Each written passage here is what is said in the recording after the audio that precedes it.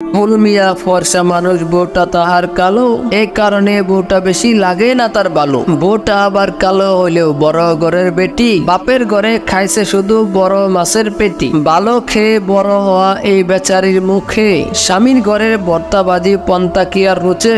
বউয়ের জ্বালা স্বামী গরিব, স্বামীর বউটা কালো, দুজনেই কয় এমন সংসার ভেঙে দেওয়াই ভালো।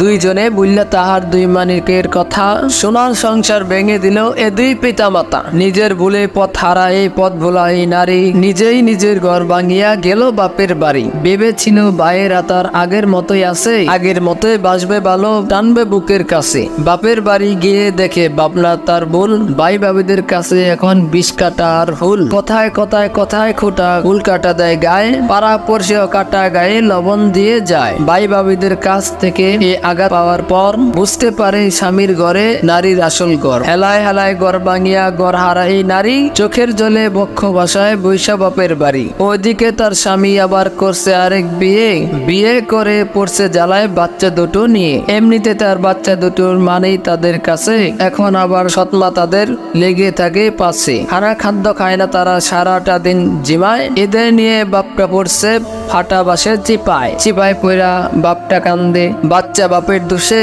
মাটা কান্দে ঘর হারাইয়া বাইরের ঘরে বসে। এই যে এত কান্দাকাটি, এত চোখের জল, সবটা হইল হেলায় হেলায় ঘর ভাঙিবার ফল। কারো মনে ঘর ভাঙিবার স্বপ্ন যদি জাগে, এদের একটু দেখে নিও ঘর ভাঙিবার আগে।